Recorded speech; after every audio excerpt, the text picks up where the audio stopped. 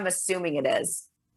There's a lot of rumors that I'm doing an MTV challenge I cannot confirm or deny, but until then, we will follow that great soap opera called the AFC South. Yeah. All right, well, let's get right to our own NFL Network insider, Ian Rappaport. Big news over the weekend, massive trade that went down. Julio Jones now in Tennessee. How did that happen, Ian?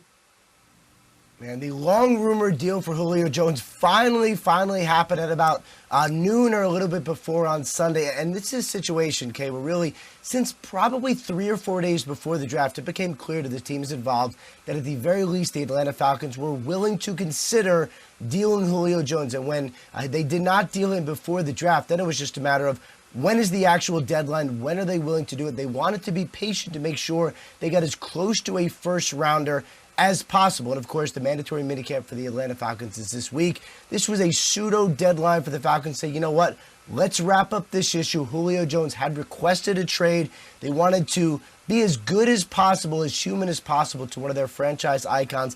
So really, this was a situation where you had the Tennessee Titans, who had a second rounder on the table, a couple other teams circling, Rams, 49ers, Ravens, really not much firm, didn't sound like, besides the Titans.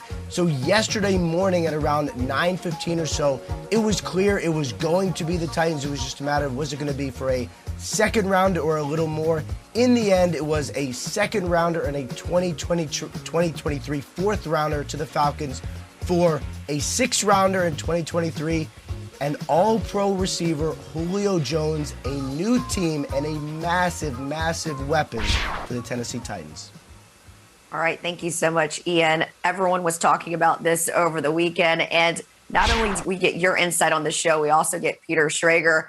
Peter, one of my favorite tweets was from one of our girls, Charlotte Wilder, who said, never underestimate what Mike Vrabel will do for a Super Bowl.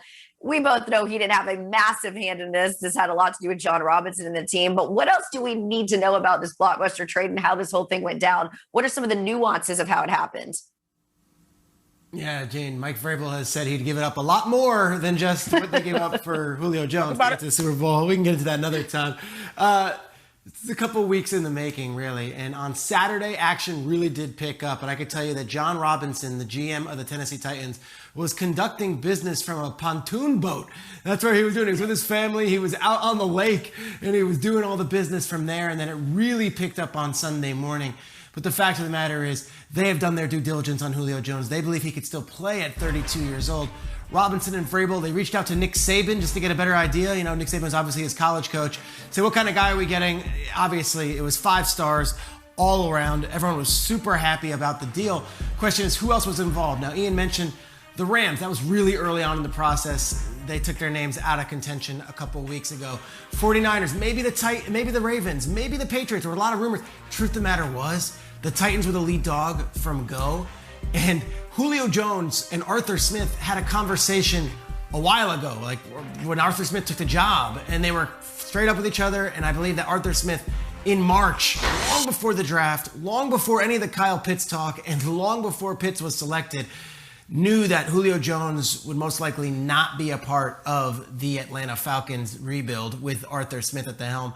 So Arthur Smith trades him to a team that he used to work for. But John Robinson, doing his business from the boat. I respect that. I really respect. And a pontoon boat at that. I mean, that's a real dad flex. Yeah. No doubt about it. No doubt about it. What did you think about it, Nate? I wasn't surprised that Julio Jones was traded. I wasn't surprised at all, just for the simple fact that we kind of saw this coming.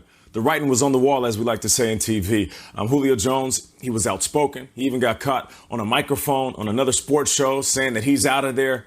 So I wasn't surprised, but I was shocked that Julio Jones was traded for what, second rounder and a fourth rounder? We're talking about Julio Jones, one of the greatest receivers of his era and a surefire Hall of Famer in my eyes. And that's all that he's worth? Okay, that's fine and dandy. It doesn't matter what I think he's worth. It really doesn't matter what anybody else think he's worth. The question is, what is he worth to this offense? After the excitement of thinking about him in new colors, rocking the navy and baby blue in Tennessee, now I'm starting to wonder, what is it going to look like? How will defenses play up against this offense that now has A.J. Brown, who was a young superstar. Julio Jones, who is still a beast in his early 30s. You got Derrick Henry at running back and, of course, Ryan Tannehill at quarterback.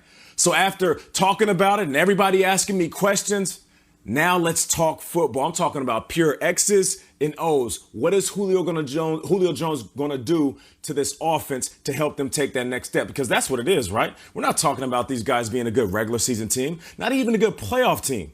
Is Julio Jones the piece that they need for the Titans to win a Super Bowl? And that is exactly why they made this trade. So I am excited about this. Kyle, though, I got to ask you, though. I heard that the Wallabies were actually in conversation about trading for Julio. Is that true?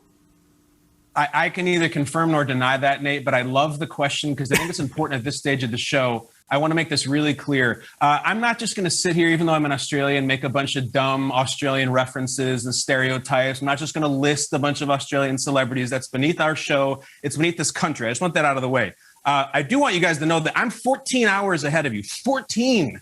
So when the Julio Jones news broke, I was sleeping. It was like 2 a.m. I wake up. What's my first reaction? I look at my phone. It's a text from my brother. He says, Julio to Titans. And I said, crikey, what in the name of Keith Urban and Hugo Weaving is going on here? They're actually putting another shrimp on the Barbie when they already have AJ and Derrick Henry. Now there's 3 shrimp, like there's 3 Hemsworth boys. Are they a serious contender to win the AFC? Oh, yeah. They're Yahoo serious. John Robinson on that pontoon boat's coming off like a young Einstein. And I have this image, and it's in January, and it's AJ left and Julio right and Derek up the middle. And I feel like, I don't know, Kylie Minogue. I can't get it out of my head. Even when I do temporarily, it comes fluttering back like a boomerang. These are really going to be some men at work. I mean that. But seriously, joking aside, all the jokes out of the way, I really feel like the Titans looked at what happened against Baltimore in the playoffs, and they had that image of Lamar just knifing through their defense like that, and they just thought, that's not a knife. Julio's a knife, mate. We got a real knife. It's a great day to be a Titans fan. Good day for them. Also, good day to them. I'm fired up. 14 hours ahead of you guys. When he has this much go time, guys, already he comes with all the energy and the heat in the morning. So I can only imagine what this week and the next week are going to be like for you guys. We get him on the first day, all excited about some of this news. To make the Kylie Minogue reference, loved her hits. Locomotion was fire. She got better with age. So I've got to think the Tennessee Titans are hoping the same thing with Julio Jones. But I had 3 thoughts when this thing happened. One, I thought their more glaring needs were on defense. I think we talked about the fact that this offense runs through Derrick Henry. Now, I don't think A.J. Brown was necessarily double teamed a lot this year. So this will at least take some of the pressure off of A.J. Brown. And then this becomes an offensive sort of pick your poison. My next thought was, and you kind of referenced this earlier, Peter, and I know you're going to talk here in a second, Arthur Smith knows Julio Jones. You don't want that guy on your roster. I found that fascinating. I do think, to Nate's point, I think this added another layer when we heard him on another show saying he was not coming back to Atlanta. So there was that layer. And then I kept thinking, again, something you guys kind of touched on, the Cowboys found themselves in a very similar situation, although they did it mid-season when they went out and got Amari Cooper. They had to give up a first-round pick for him. So when I saw the compensation for Julio on this one, I felt like the Tennessee Titans got a bit of a steal. So those were just some of my 3 immediate reactions when I heard of this one. Again, they did make some moves in the offseason in terms of this defense, but if this is an offense that can put up 35-plus points a game, who really cares? It just goes back to what I was saying about a team. If your offense can put up 35-plus points, you can have a middle-of-the-pack defense, and maybe that's the strategy here that John Robinson is taking.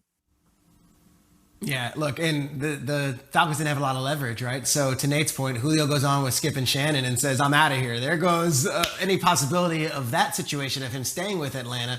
And then once teams started going down the road, and now you're in June, and now you're going to be looking towards the end of mini camps, it was like, all right, who's really going to give up a first-round pick? It appears that nobody really was. So we'll take the second-round pick. So why Tennessee? Well, the Atlanta Falcons didn't want to end things on a terrible note with Julio Jones. There are teams that you can consider NFL Siberia, where you trade him off to some team that's going 2-14 or 3-13. They don't want to end things like that. Similar to what the Lions did with Matt Stafford, sending him to the Rams. It's like, this is one of our greatest players of our franchise's history. He wants to explore their options. We don't want to have bad blood. We have these salary cap issues right now as is. Let's send him to a place that we know is a good organization.